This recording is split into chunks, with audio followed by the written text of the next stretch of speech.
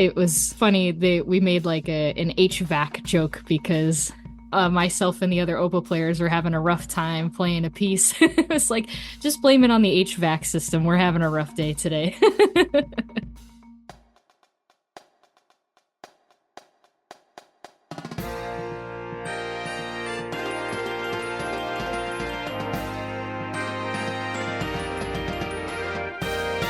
Hello, and welcome to episode 38 of the BandWagon podcast for the week of November 11th, 2024. On this edition of the program, news and notes from the band world, including some thoughts about being the tallest drummer, some thoughts about former students, some thoughts about responding to current events in a band context, and some thoughts from a friend of mine in, among other things, the Army. I'm your host, Rob Hammerton.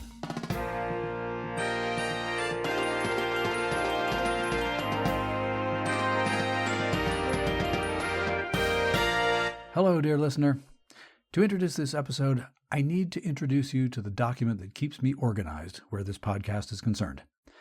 Early on in my planning for the BandWagon project, one of those online I can help you make a better podcast people suggested wisely that a content calendar was crucial. Spreadsheet, Word document, whatever, makes it so you can see a few weeks or months into the future and decide what bits of content should be dropped into which segment during which future episode. In my case, anything to stay organized and not find out on Sunday afternoon that I actually didn't have anything planned for Monday morning's dogfight. With that in mind, dear listener, do please consider that nearly everything that you will hear in this episode was not likely to be there a week ago.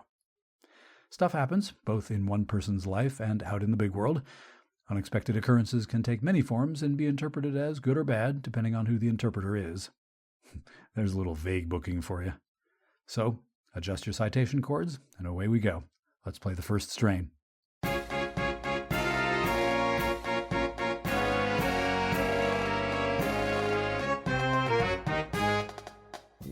In this episode's first strain, news and notes from the band world.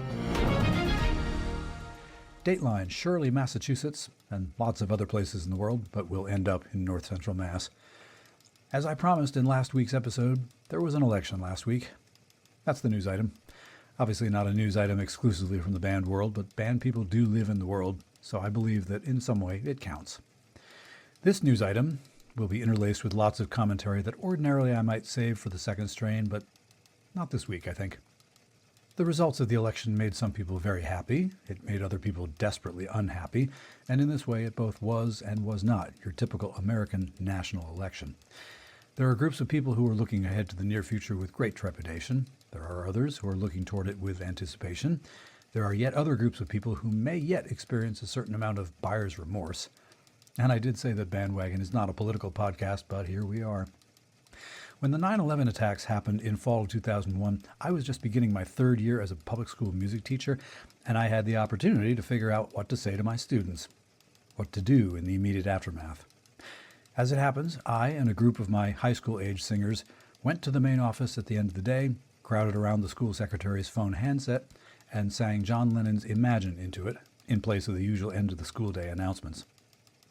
A little while ago on this podcast, I had a conversation with Scott Monty, and as we talked about his take on social media strategy for large companies, he noted that one goal of such strategies can be to alienate as few customers as possible with political or ideological statements, as it's not a great sales technique to drive half your customer base away. But then he did express some thoughts that, if you were listening carefully, he might have suggested just about where his political or at least ethical loyalties lay, and they weren't nearly as soulless as that social media marketing strategy can sound. And I noted that as a band conductor or someone in an equivalent leadership role, or as someone with a platform that reaches enough people that it might make you care how you came off, I wondered how much political or current events commentary talk is too much and how much is not enough.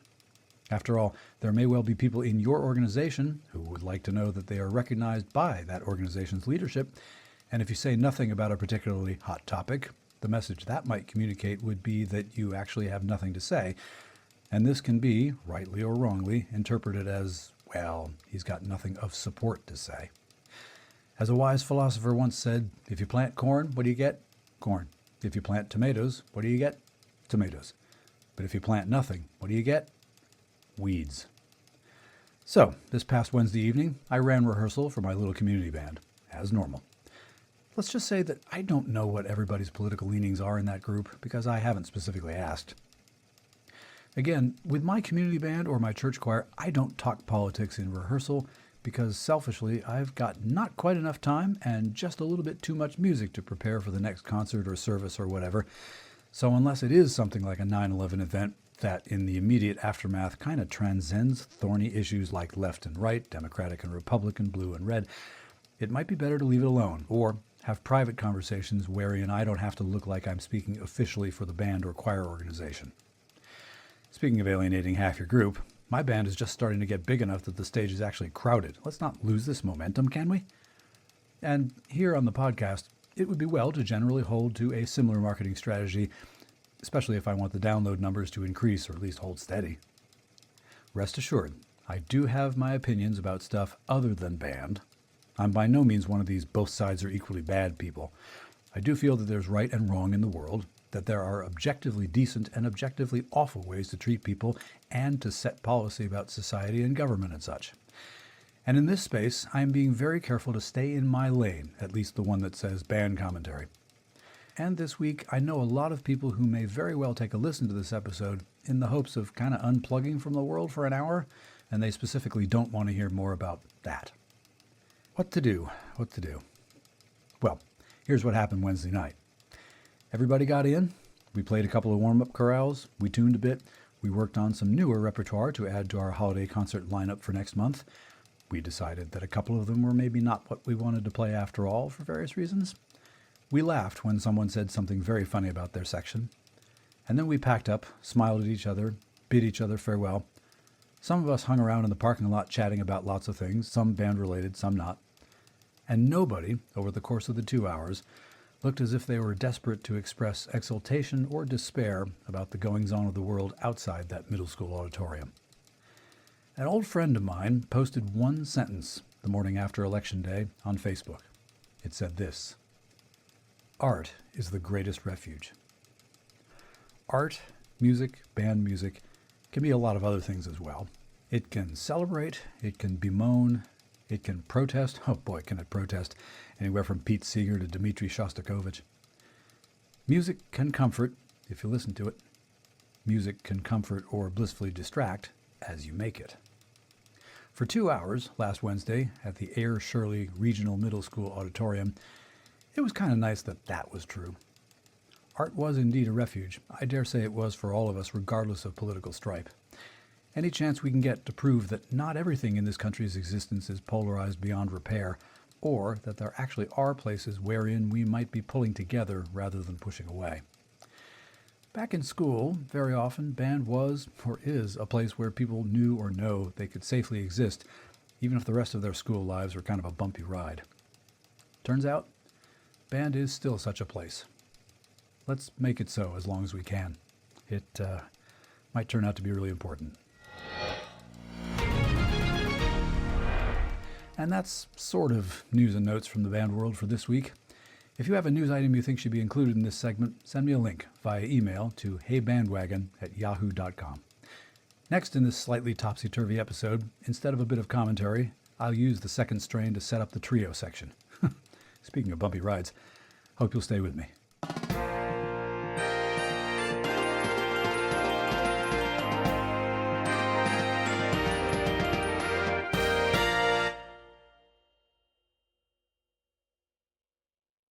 Okay, let's pick it up at the second strain.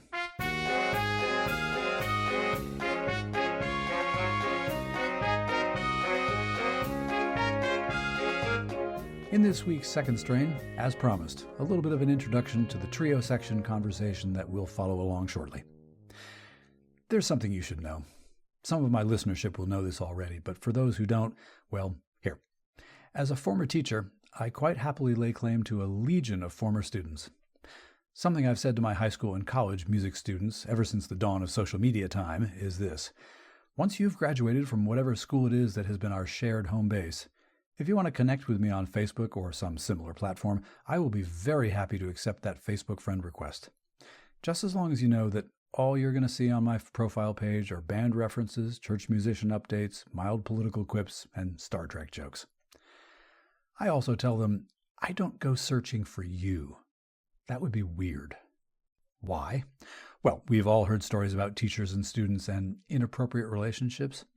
That line of reasoning, to avoid that at all costs, is certainly sound.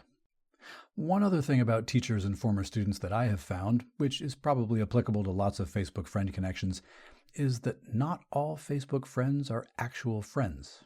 That sounds harsh, but stay with me. In my time, I've made Facebook friend connections with people whom I've never met in person. Some of those are even fellow college band alums. In 2010, during the month or so between George Parks' sudden passing during a UMass band trip and the homecoming day that commemorated his life and legacy, a legion of people were just desperate for connection in that traumatic time, and Facebook friendliness was a big part of how that desperate need got filled. And while we are all very friendly, if you go looking up the dictionary definition of friends, not all of those connections match that definition very well. No knock on all those people, but it's true. And certainly, while they were my students, each of those former students of mine and I were quite friendly, and happily have remained so. But I don't think either of us would say that we were friends in the way that I'm friends with a nice number of the people with whom I've recorded trio section conversations for this podcast, with whom I go back decades. And I'm loath to start naming names because I'll leave someone out, so they know who they are. And based on the content and tone of our conversations, so, dear listener, do you, probably. And yes, I have been invited to a few of my former students' weddings, and I've dropped in on wakes or visiting hours for a late parent of theirs. But it's just not the same. And it doesn't have to be. And I know that there are teachers who are entirely happy with this arrangement for all kinds of reasons.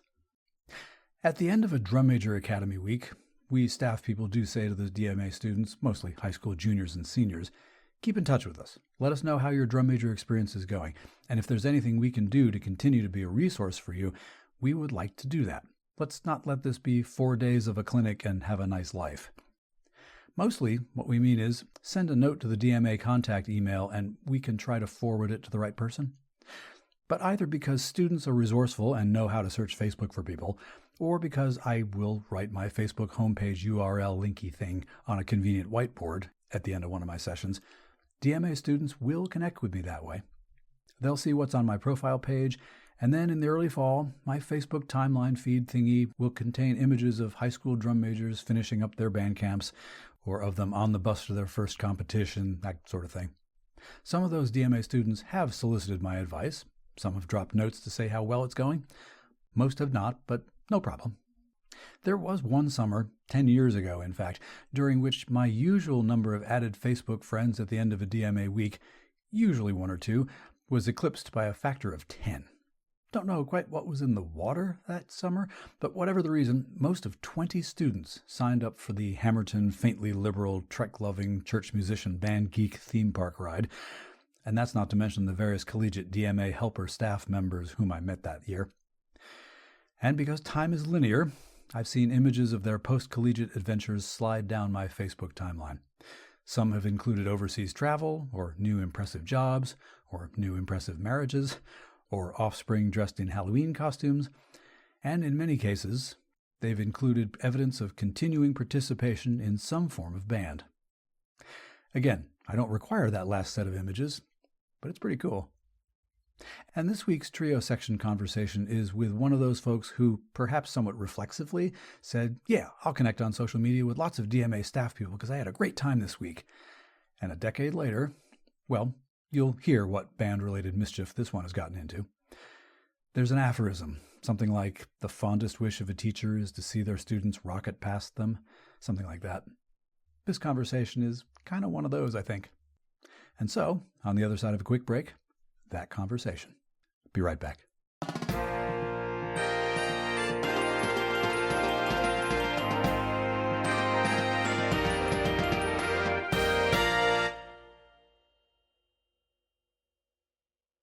Okay, let's modulate and we'll get into the trio section.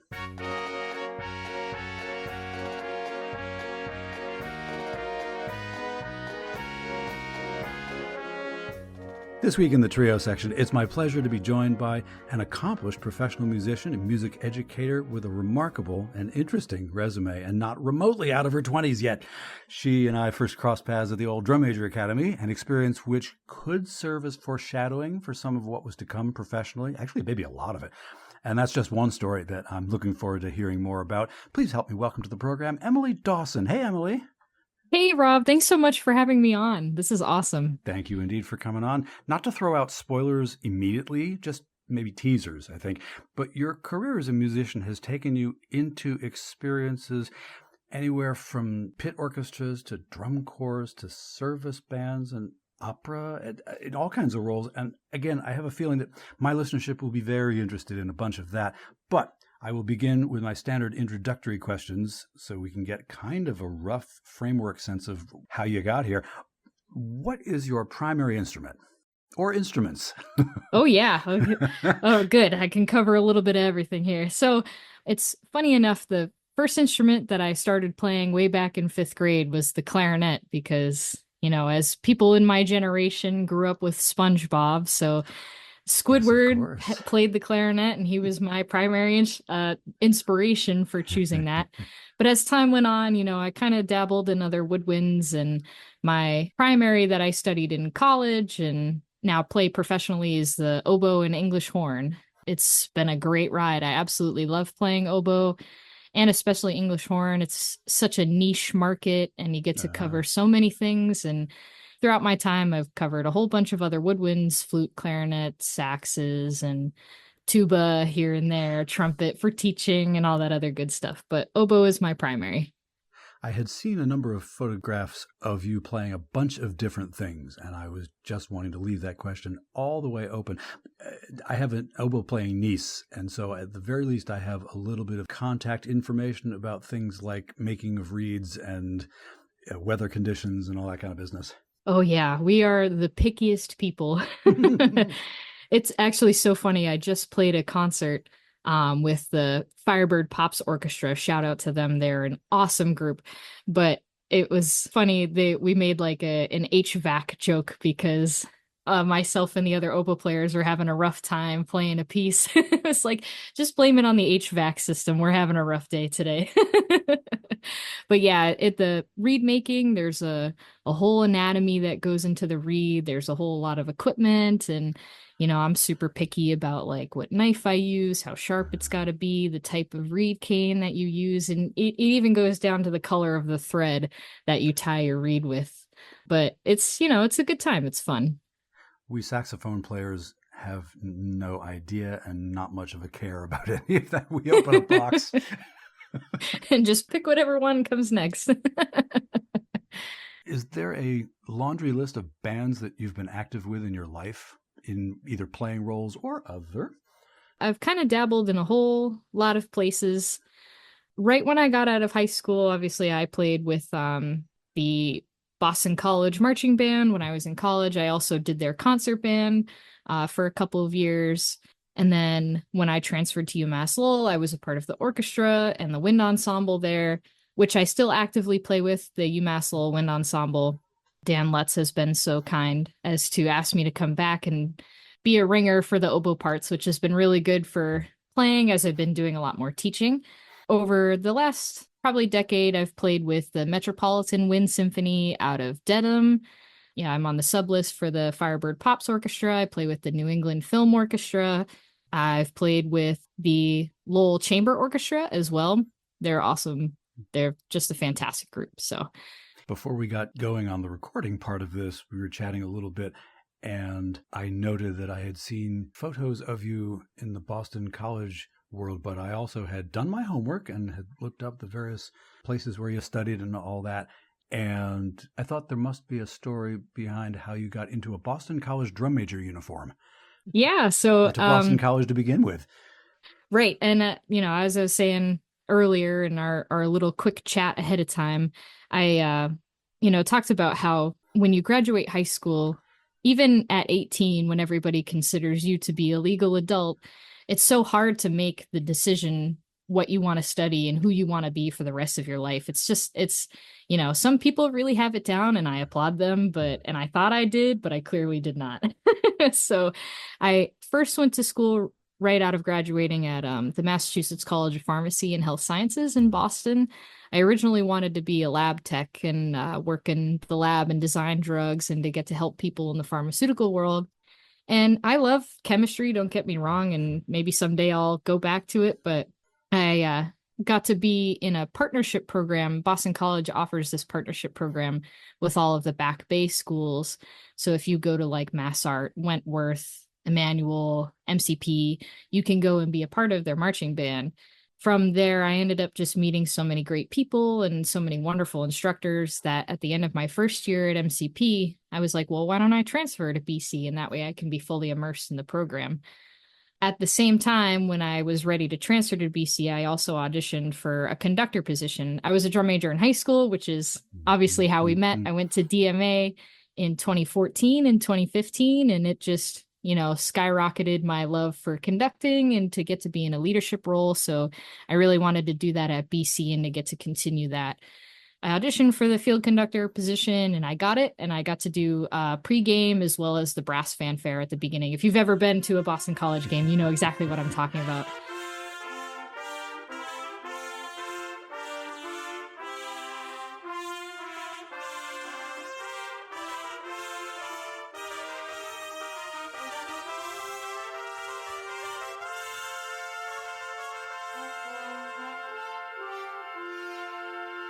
And so it was a great experience. It was a great feeling. It was awesome.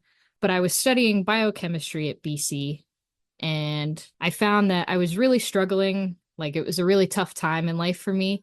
I needed to go and find my own path and kind of create a new environment for myself. So I ended up leaving Boston College after that semester and I transferred to UMass Lowell. At that time, I had a friend from high school who was going to UMass Lowell studying engineering, but she was playing in the concert band. She sent me an email and was like, hey, we're looking for an oboe player. Like, I know you played a little bit in high school. I didn't know if you were like wanting to come and sit in on a rehearsal. And I was like, this is my ticket. Like I can go and sit, try a rehearsal and see if I like the school. And then I ended up setting up an audition and I got admitted to the school and the rest is history. And I'm really thankful to my friend and for Dan and the whole staff at UMass Lowell for being such a welcoming group of people and really helping me get my start. So there were those experiences.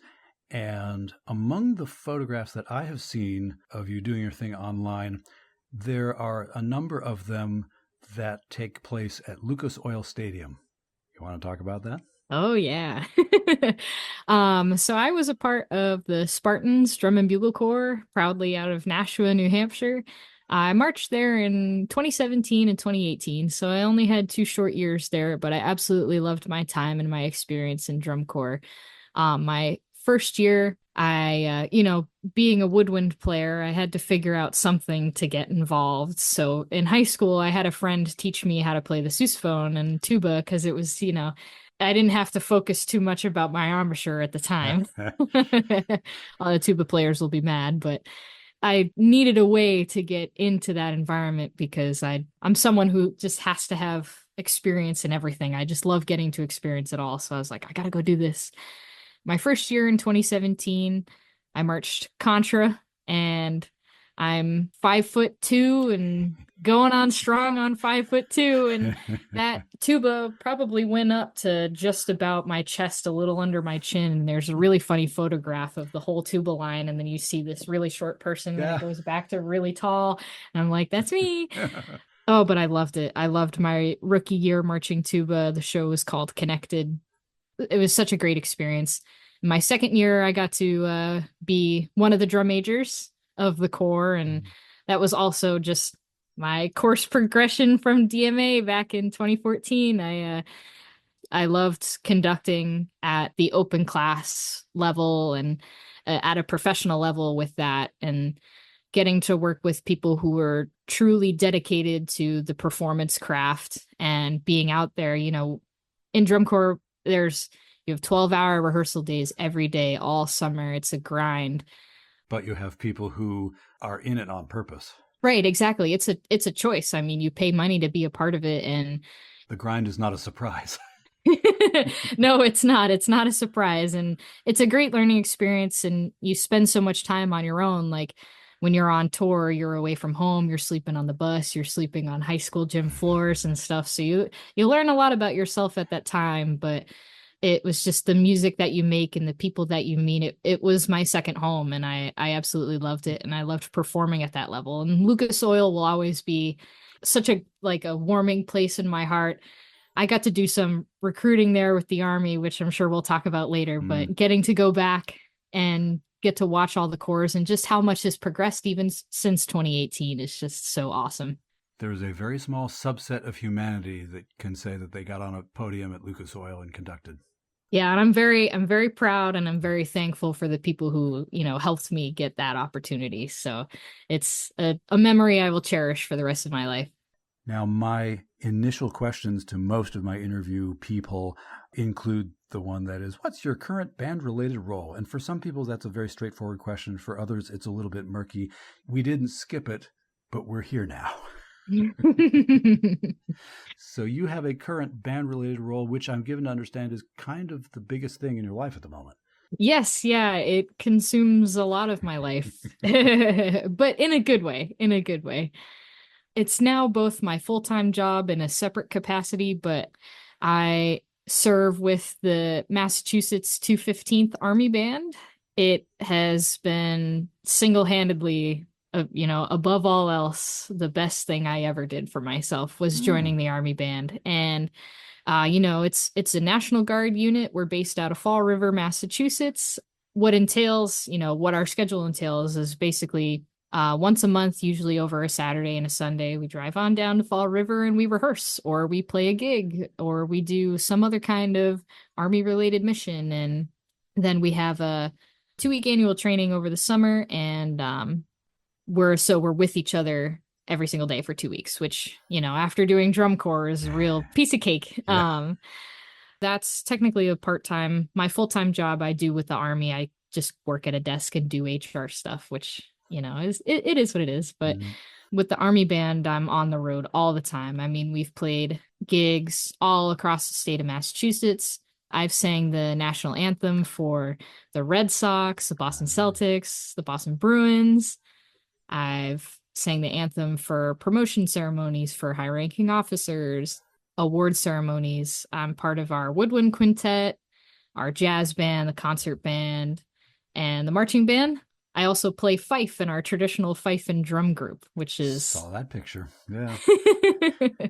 It's crazy. I didn't learn about the National Guard band. You hear about President's Own and Pershing's Own, and because those are the big time groups and they have a lot of media presence and outreach and stuff. Same thing with the Army Field Band, but it's not very well known that you can join a National Guard band, and there's 88 of them in the United States. So most regions, I mean, even in New England, New Hampshire, Massachusetts, Vermont, Rhode Island, Connecticut, we all have our own Army National Guard band, and you get to serve your country and play music. You get to serve your country by playing music. So it's, and it was something I wish I knew right out of high school, because I would have gone right away.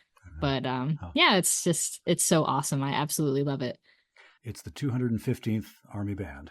Correct. What makes it the 215th? I'm actually not sure where our number comes from. I could have done a little bit more research on that.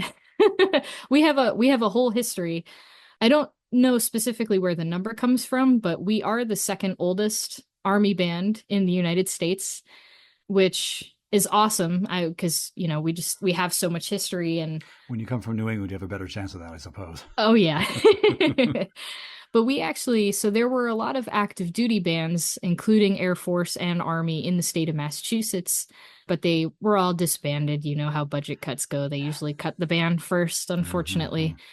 So when the 26th Yankee Division Band, which was the active Army band in Massachusetts, disbanded, we absorbed them and absorbed like their members and their history. So we have, I believe, one of the more decorated guidons, because we maintain their history. And obviously the 26 YD has been to all of those wars and those famous battles across Mm. World War I, World War II. So the banners on our guidon are strong and true, and we get to continue on that tradition. It's nice to have that history and to get to share that with the world. But yeah, so we're the second oldest. As I asked that question, I confess, in a flash, I thought to myself, is this a stupid, snarky question? But it turns out maybe not as stupid as I thought it was. No, it's so funny. I mean, now I'm gonna go home and do some more research, and I'm definitely gonna get back to you on that one. But So there are those people in the world, myself amongst, that looked at military bands as we were coming out of high school and wondering where the next step was going to be. And we looked at them with a mixture of, ooh, that might be great to do, and ooh, I wonder how hard that is to do. My imagination is fertile enough that I can concoct possibly erroneous images of how hard it is, depending on how much I loved the idea of boot camp and that sort of thing. But there's at least one more part of your journey so far in the world of music and music education and whatnot, which is its own version of the hardest job you'll ever love. That just came to me. How about that? You became the band director of your alma mater high school band. yes, yeah, it was How about that, and how did that happen? it was kind of like it was in the right place at the right time, the stars kind of aligned thing. Due to the transferring of schools, not once but twice, and having to take a whole year off for army training, which is not as bad as you think. I will plug that. Basic training is not that bad. Yeah. It's actually a lot of fun if you go into it with the right mindset. I graduated with my bachelor's in music education from UMass Lowell in 2022. And at the same time, the assistant director at that time was leaving. So I had a previous, friend who was currently a teacher at Londonderry. She sent me a text and said, "Hey, this position's opening up. You should apply for it." And I was like, sounds good. I'll get right into the research. Like, not even 2 weeks after I graduated from school, the position opened up. So I went for it. I applied. I went through several rounds of interviews. And of course, I graduated from Londonderry in 2016. So all of the staff that were there were pretty much the same. So it was nice to get to reconnect with them and to learn about what they wanted to continue to do with the program. Londonderry provided so much for me. Special shout out to Andy Susi, who was the head director at the time. I mean, he was the person who put the oboe in my hand sophomore year of high school, and now I'm playing it professionally. He, really helped guide and shape my way as a musician. And so I really wanted to be not the next Andy, because nobody can ever be him, but to be, the best version of myself for those students and to help give back to that community in that school. So I applied for it. I did everything that I needed to do, and I got the job. And though it was a short stint, I just left Londonderry this past year. So I did 2 years there, and it was just the best 2 years ever. I absolutely loved working with Serge and Danielle.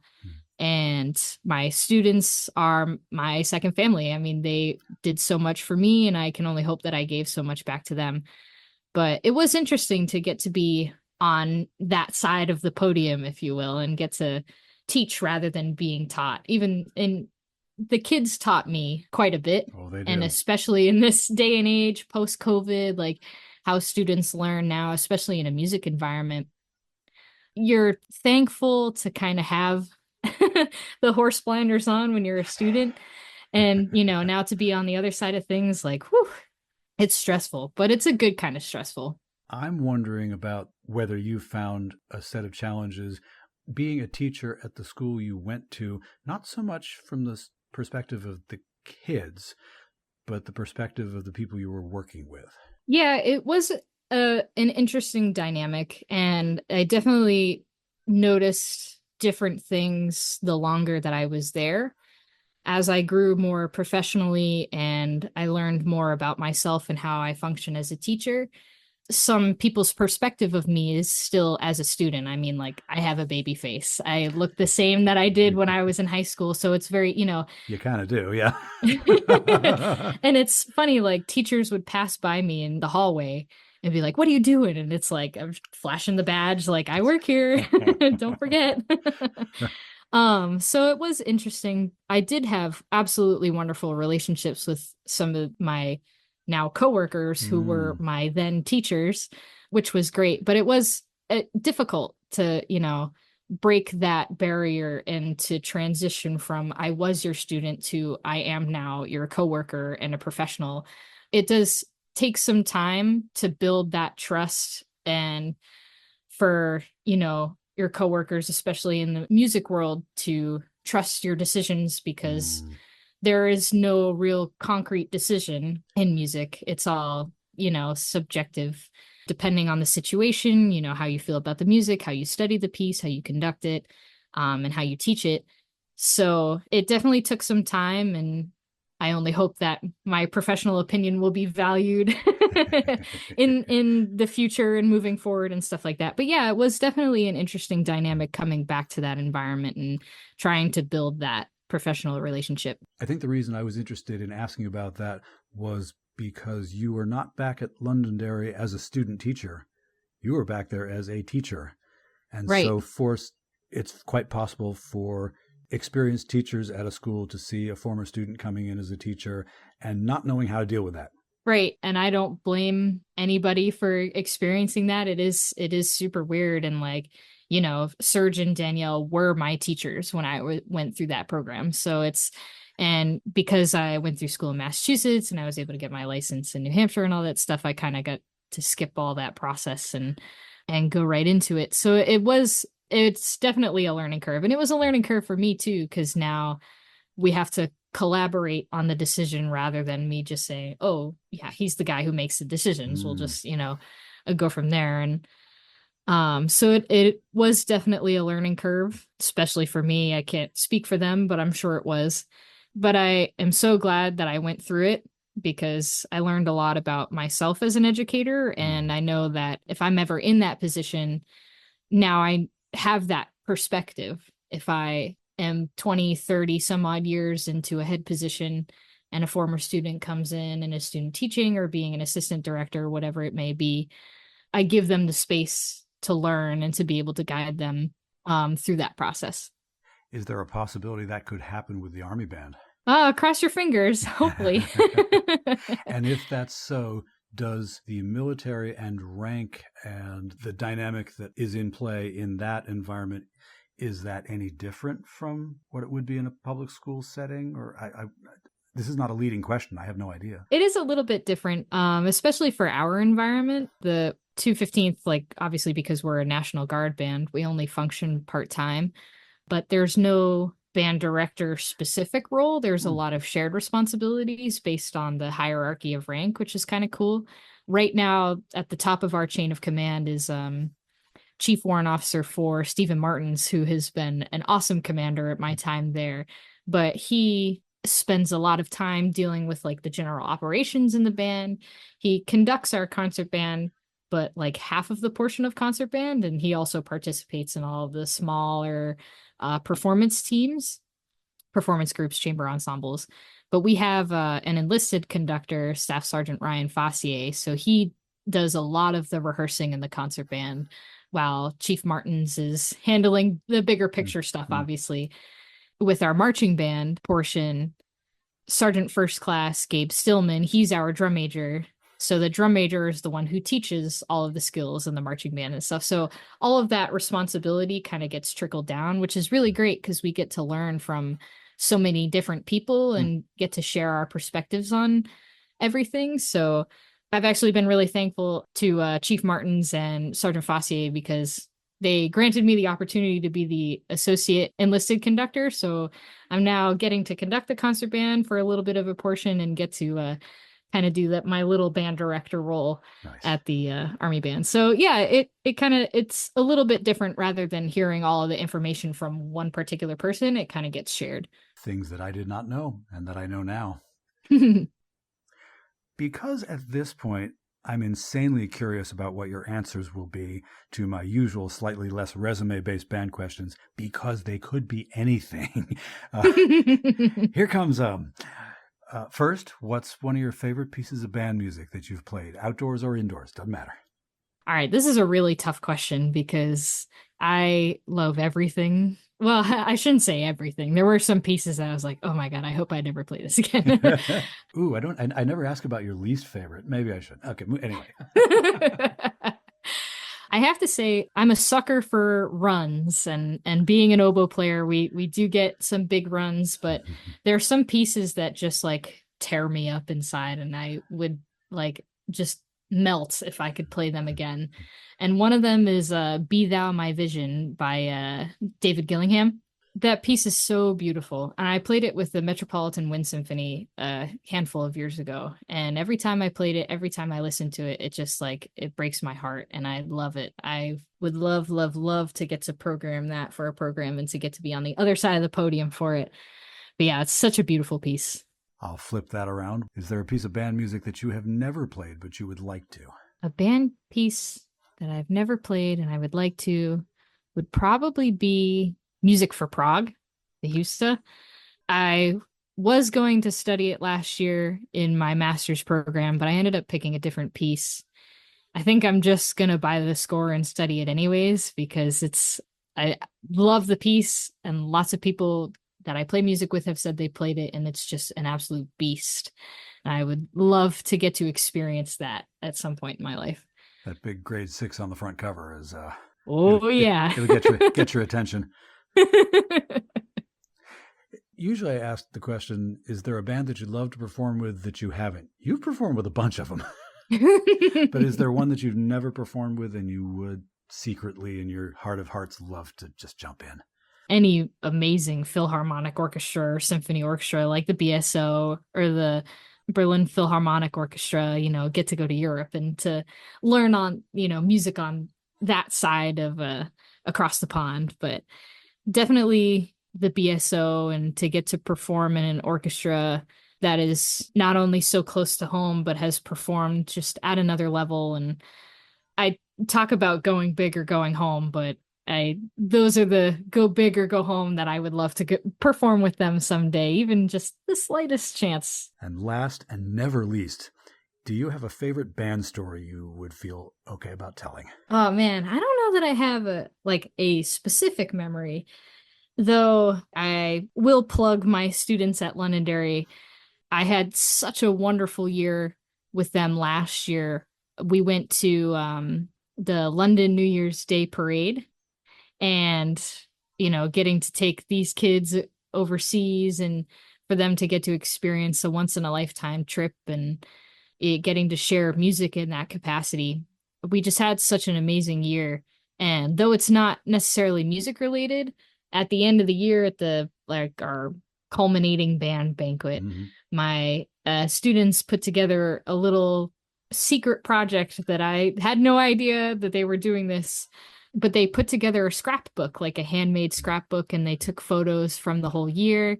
And some students said a quote or said something about our experience together. And it was just the most heartwarming thing. And you don't get that everywhere. You know what I mean? Yeah. It's just absolutely lovely. And I'm very thankful for that memory. I will cherish that forever. Well, I am grateful that you've been able to grab some time to come on with me. It's been wonderful to make this reconnection. It had been quite some time apart from social media, which is so odd that way. I know, it's crazy. And it's been awesome. I mean, I'm so glad you reached out. Thank you so much for having me on. And it's, now we get to deepen our connection and continue to stay in touch, which is great. Would look forward to that. Is there somewhere online where people can find and follow what you're up to? Right now, apart from the 215th Army Band, I'm also the symphony orchestra director at the Manchester Community Music School. So if you're in the New Hampshire area and you're looking to come see a concert, or have your kids be a part of the symphony orchestra, just a little extra music outside of your school, you can find me at mcmusicschool.org. Conductor, drum major, double reed specialist, vocalist. We didn't talk much about that. Emily Dawson. Again, thanks so much for the privilege and great good luck as you go forward, wherever that takes you. Thank you so much, Rob. I'm so appreciative of this. We'll pause for a moment and then more Bandwagon. Hope you'll stick around.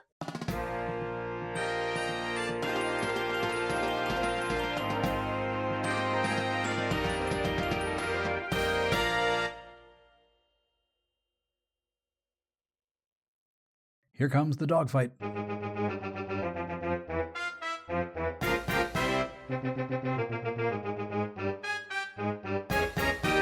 This week's dogfight is a nod to Veterans Day, which it is, today, this very day.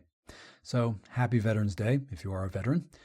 May you be taken care of just as vigorously and enthusiastically as you were trained and otherwise prepared to go out into the world and be a fighting force. Apart from the actual intent of the holiday observance, when I think of Veterans Day, I think back to my time as a music teacher at the Whiten Middle School in Uxbridge, Massachusetts. During the last few of my dozen or so years teaching in Uxbridge, I spent lots of time at the middle school working with beginning and second and third and fourth year instrumentalists. I accompanied the middle school chorus. I did all kinds of musical work with 10 to 13-year-olds.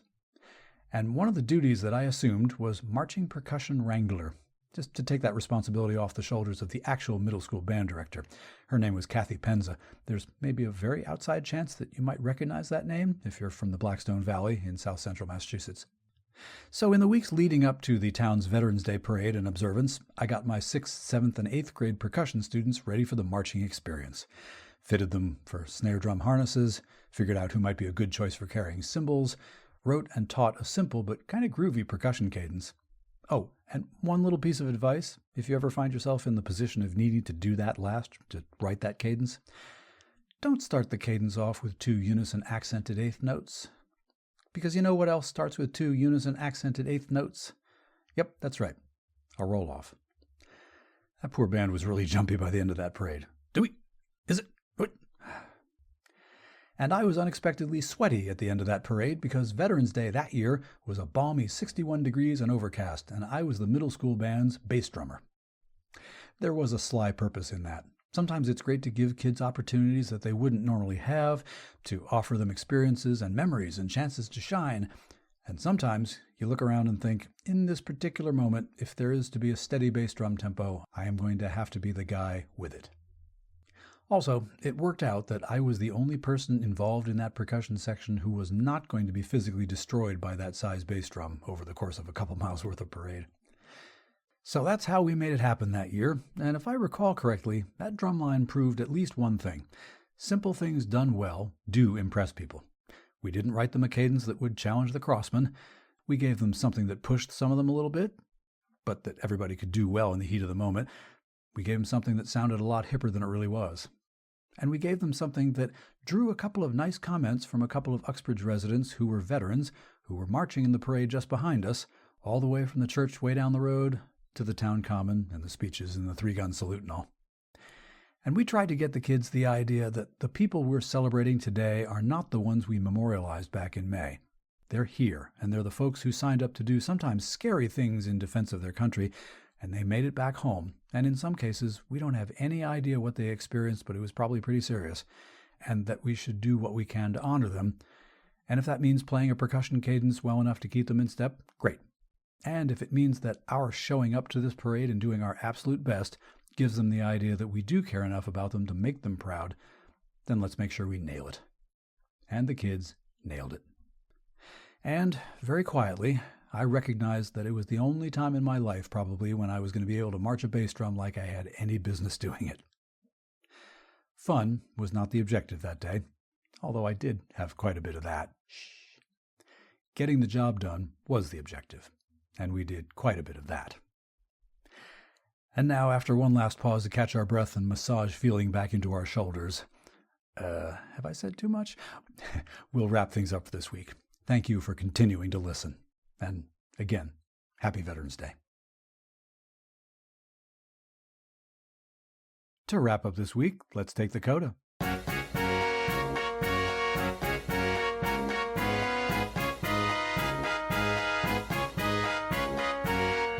For the CODA this week, a little news item in the spirit of lifting each other up and such.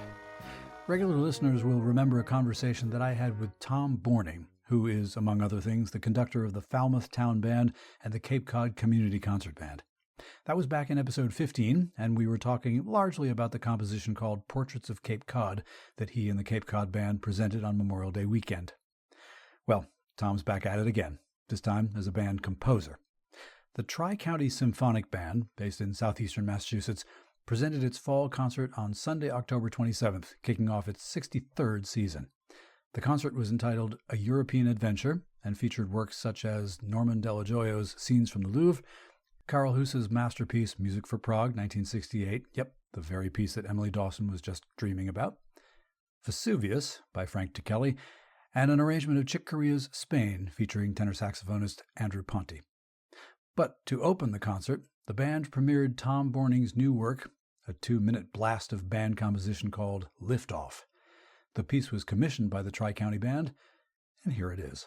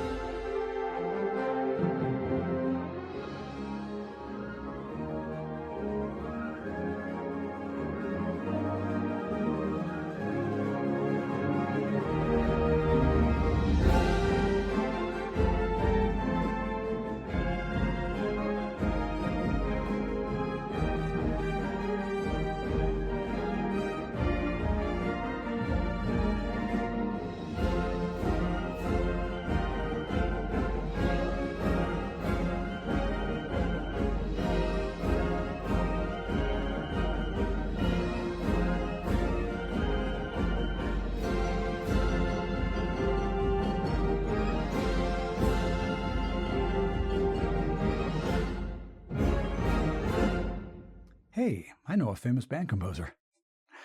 Congratulations to Tom, and again, I'd encourage you to check out his podcast, Everything Music Ed.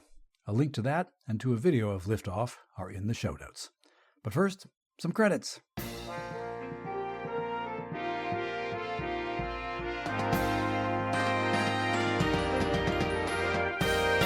That's BandWagon for this week. Thanks as always for downloading and listening. BandWagon was written, researched, and produced by your humble host. Musical interludes were produced by Hammerton Media, from source material largely by John Philip Sousa. You can listen to more episodes at the pod's website, heyband.podbean.com. Please give me feedback. Let me know what you like, what you think might change.